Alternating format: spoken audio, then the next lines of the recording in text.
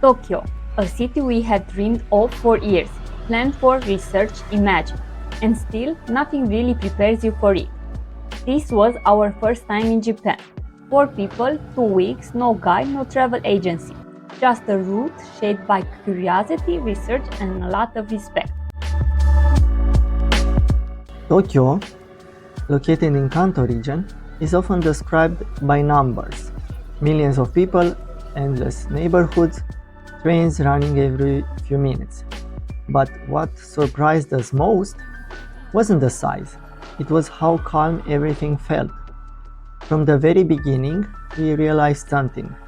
This city works because people care. These are our first 3 days in Tokyo, and our first culture shock in Japan. Our first morning began in Asakusa, one of Tokyo's oldest neighborhoods. As we approached, we passed through the Kaminari-mon, the Thunder Gate, a symbol not just of the temple but of Tokyo itself. From there, Nakamise Street stretched out before us, a narrow shopping street that has served pilgrims for centuries. We came early, which was a very good idea, because even at 8 in the morning it was already busy. Long before Tokyo became a mega city, this area was already alive. Back when the city was still called Edo, a small fishing village at the mouth of the Sumida River. Hard to imagine standing here now.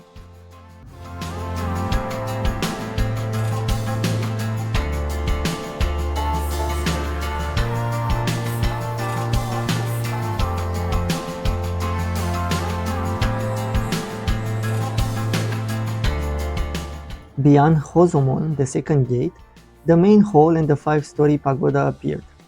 But the buildings you see today are reconstructions, because the originals were destroyed during World War II.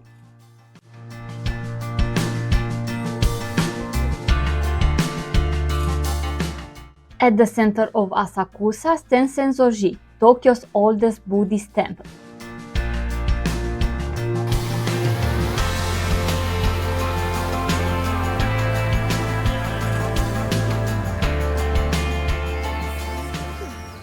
Here at the Senso-ji temple, we will try our luck to see what the fortune brings us.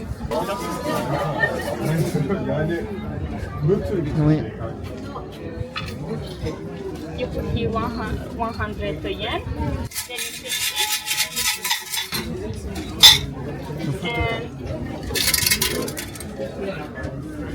and you grab one of these sticks, and on the sticks you will see a number. So I have 84, and I feel it's already a lucky one because they are 2 of my favorite numbers. So let's find. And it's actually here. Let's hope it's good fortune also. No.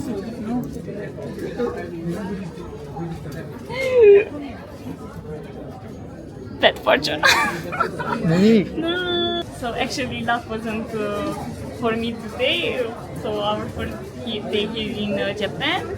But as always, you have to be optimistic, so I will put the bad luck there and then to pick another one.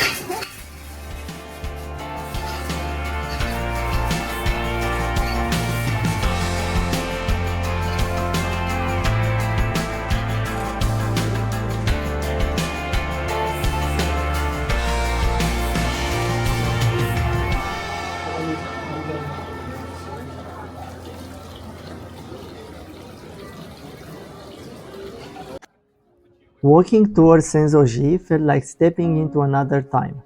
The smell of incense in the air, the sound of prayer, the calm rhythm of people bowing and clapping.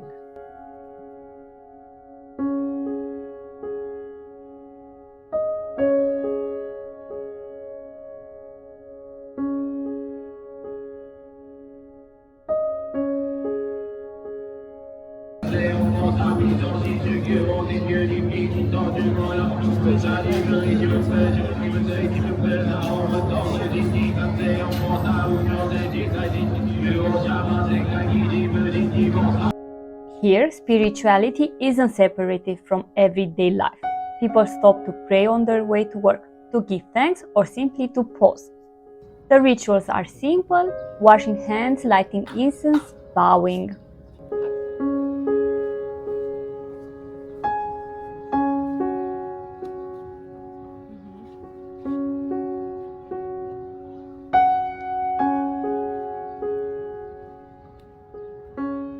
Before leaving the temple, we got our first Goshuin stamp, which is a handwritten calligraphy stamp marked with red ink. This was not just a beautiful way of saying yes, we are here, but a quiet connection to the place. We didn't know you need a special book for some of them, so we missed a few on our journey in Japan, but we consider it a lesson learned.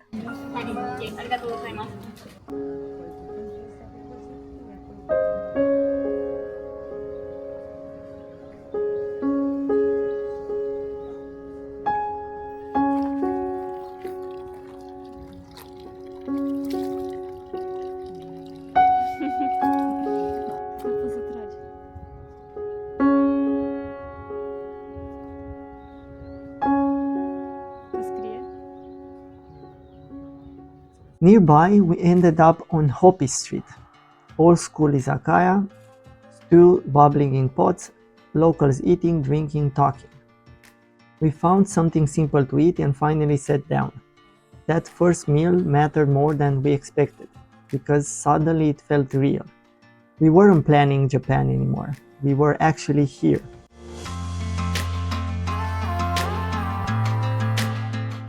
Later, returning through Nakamise Street, everything had changed. The quiet morning was gone and the street was alive. People were moving in waves and you could hear voices, laughter and footsteps everywhere.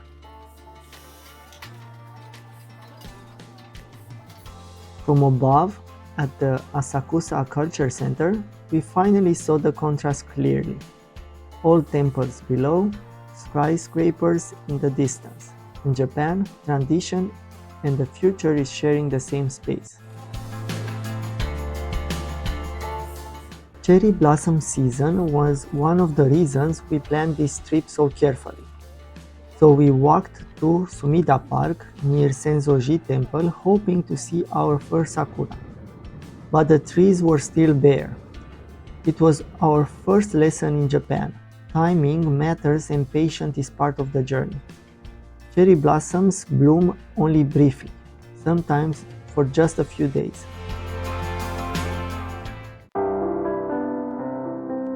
Later that day, we made a spontaneous decision. We checked Sakura Navi and saw that Koishikawa Korakuen was almost in full bloom. And there they were, our first cherry blossom in Japan. Despite being next to Tokyo Dome and busy streets, the garden feels untouched by time. Its name means Garden of Enjoying Later, a reminder that pleasure should not come after responsibility.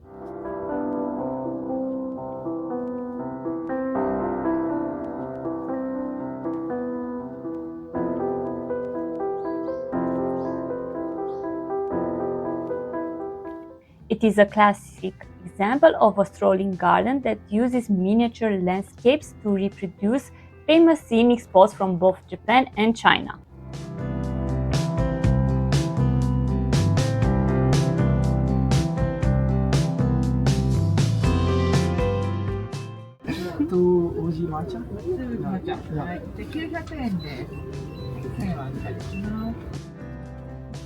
At the end of the visit, we treated ourselves to matcha ice cream. It was refreshing and very Japanese, our small reward after a slow walk through the garden.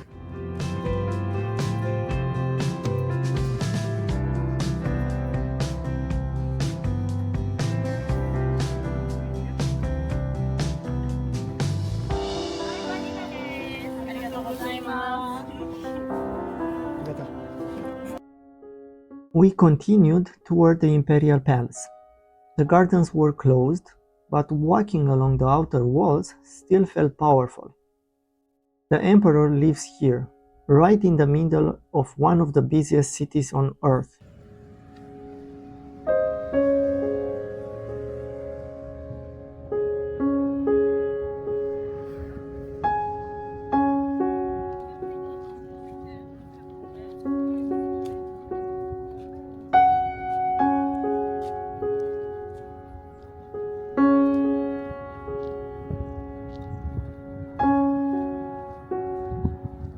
Nearby, the moat around the palace, called Chidori-Kafuji, is one of Tokyo's most famous cherry blossom spots. Unfortunately for us, still not blooming.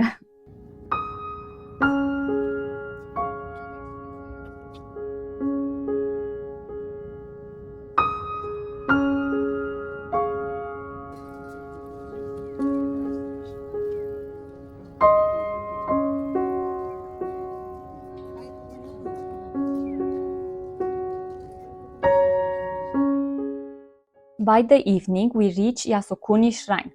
After the crowds, the walking, and the constant movement of the city, this place felt immediately different, quiet, respectful, and heavy with meaning.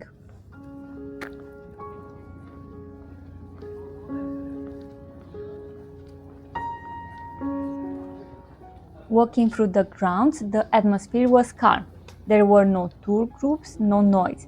People walked slowly, spoke softly, or stopped to pray. What stayed with us was the contrast.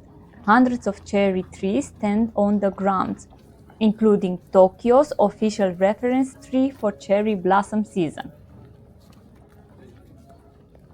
Yasukuni is a Shinto shrine in central Tokyo where Japanese people show their praise and respect for those who died to protect their country.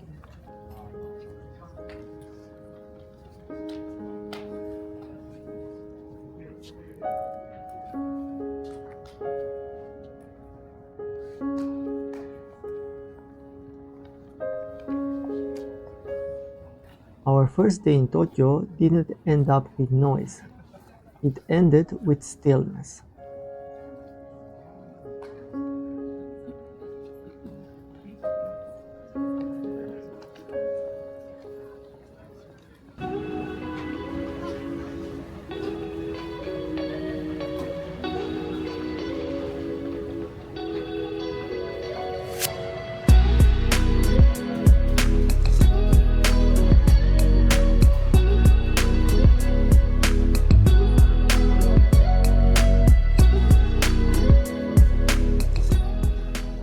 On day 2, we saw Tokyo from the water, from Asakusa Pier to Odaiba, an artificial island. From the river, neighborhoods unfold one by one, or structured glass towers, bridges connecting areas. The Sumida River carried us through the city's veins, a river that once powered Edo's trade and transport.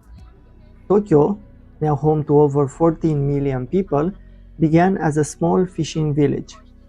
In 1868, during the Meiji Restoration, Edo became Tokyo, eastern capital.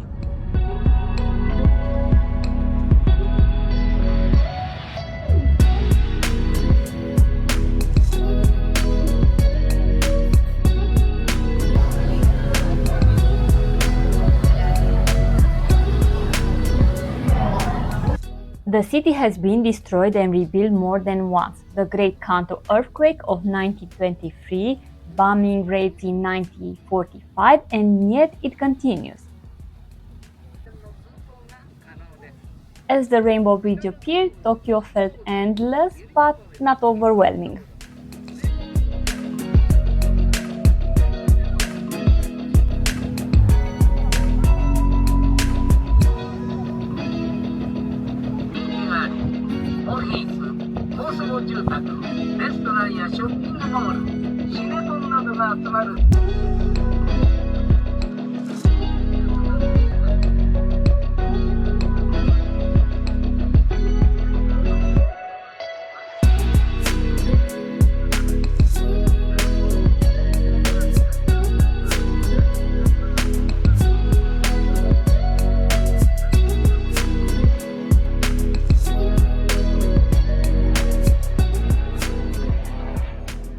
After the boat ride, we stopped for lunch and took a simple udon. Warm, comforting, exactly what we needed. Just noodles, broth, and a quiet moment to sit.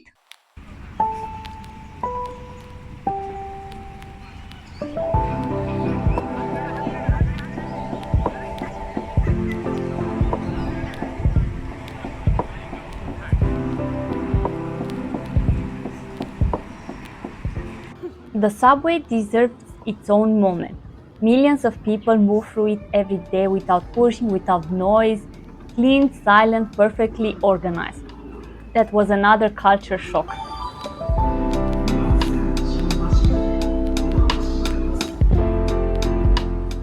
A city of millions, moving in harmony, maybe because here harmony is a social value. In Japan, respect for others is built into everyday life. Here, public space is shared carefully. Even silence becomes a form of respect.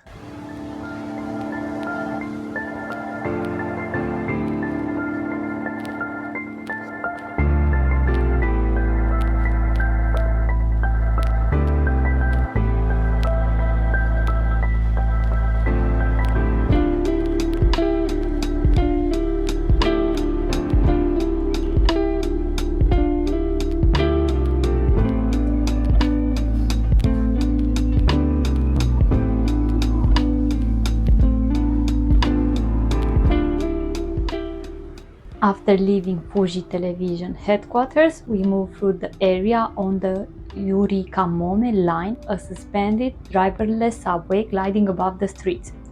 It was impressive to see trains floating between buildings almost silently. Odaiba surprised us. The neighborhood felt completely different from the central Tokyo. It has wide streets, futuristic architecture, and everything felt carefully designed. Not crowded, not chaotic. Tokyo kept surprising us, even getting from one place to another felt impressive. We can say that even the journey itself is often part of the experience. In a city this large, harmony isn't optional, it's essential. Please make sure to respect the rules and stay on the left side of the escalators.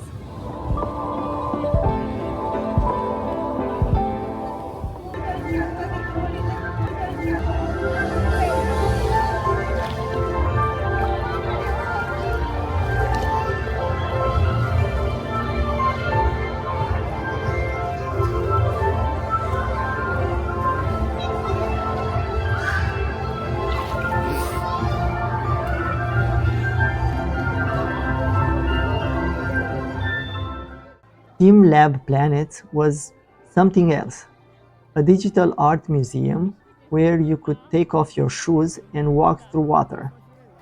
Light everywhere, reflections, sound. It's futuristic, but not cold.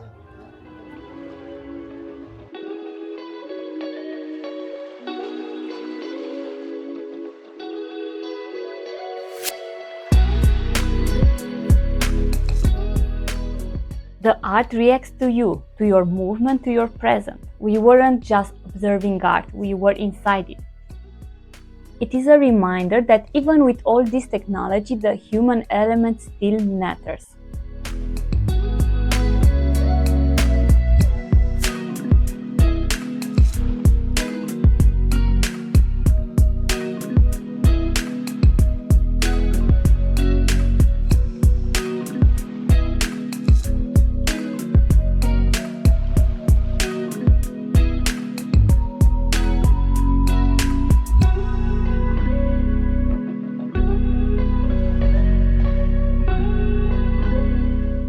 The room felt playful in the purest sense.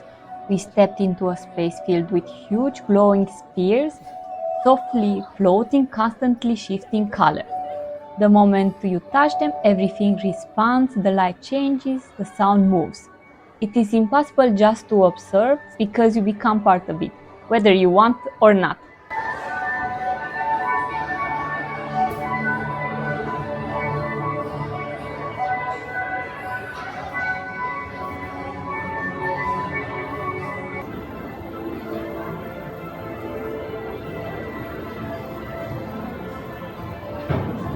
This was one of our favorite spaces where you lie down and look up as to the sky.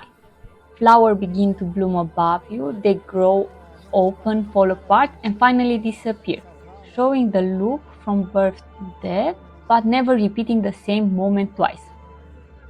Slowly, the sense of gravity fades, your body feels lighter, almost dissolving into the room, drifting into the artwork. Day 3 arrived with rain, cold air, umbrellas everywhere. Tokyo slowed down and so did we.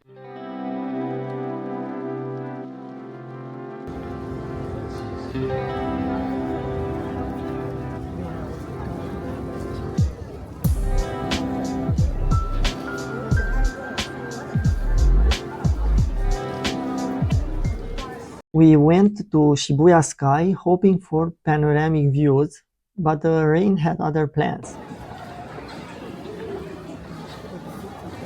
The outdoor deck was closed. Was it disappointing? A little. Was it fine? Also yes. But travel doesn't need to be perfect. It needs to be honest.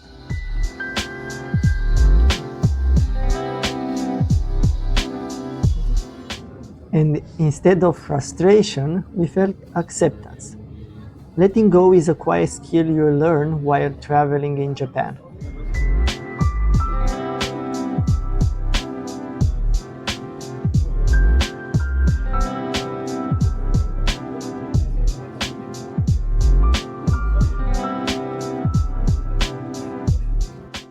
From above, Shibuya Crossing feels almost calm. Patterns, lines, people moving like a system.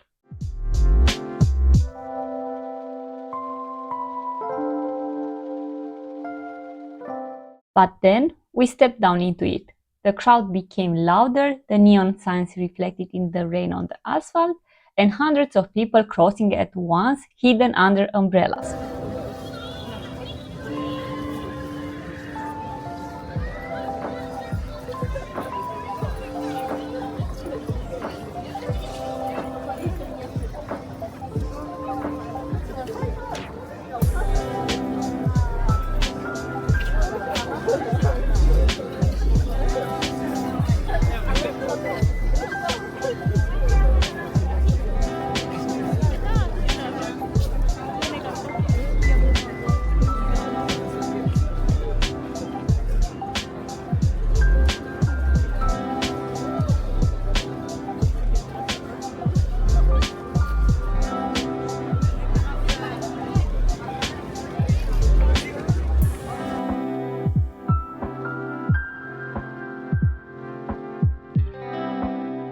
We crossed it twice, caught in the flow. It was a beautiful experience, and we hope we didn't disturb those who were simply passing through, not here for the spectacle, just living their everyday rhythm. This is Shibuya, loud, wet, and perfectly alive.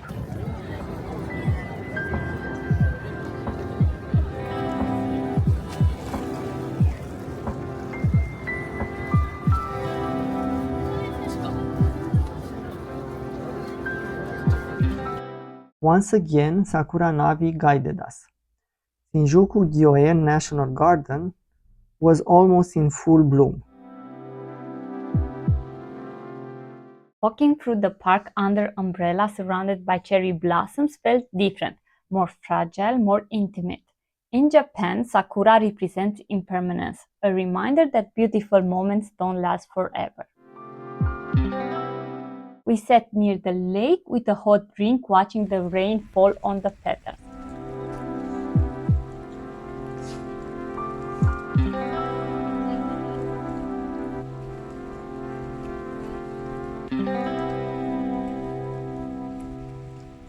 Even in the cold, this became one of our most beautiful Sakura moments.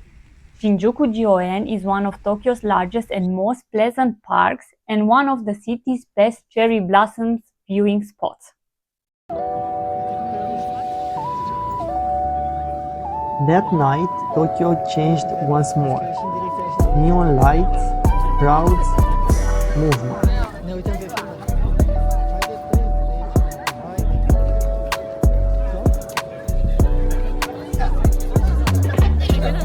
Shinjuku is one of Tokyo's busiest districts, the city's main commercial and administrative centers and home to one of the busiest railway stations in the world.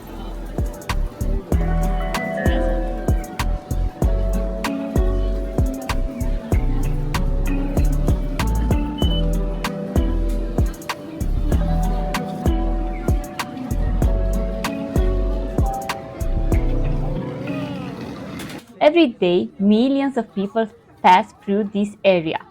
The district is known for its dense mix of functions: office towers, shopping streets, restaurants, entertainment districts, all packed into the same area.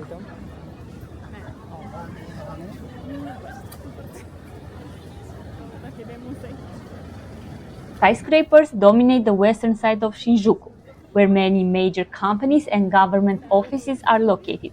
At night, the lights from this building turn the area into a glowing skyline. Walking here at night felt overwhelming, exciting, and unmistakably Tokyo. One thing we quickly noticed in Tokyo were the vending machines everywhere.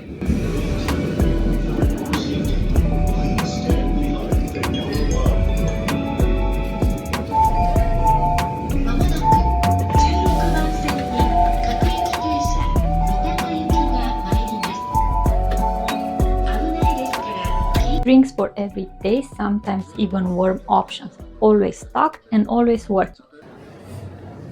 Just another small detail that shows how smoothly Tokyo runs. Tasty. Very good. It's like with yogurt. Okay.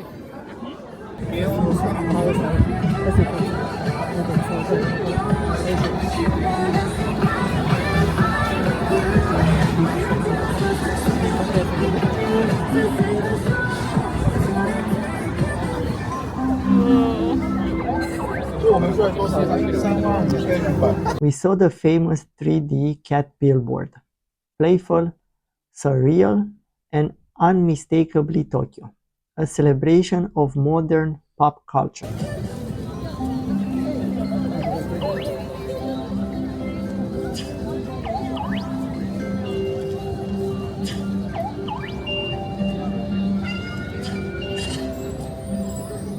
Just a few steps away from the main roads, the atmosphere changed completely. In Omoide Yokocho, narrow alleys open up between the buildings.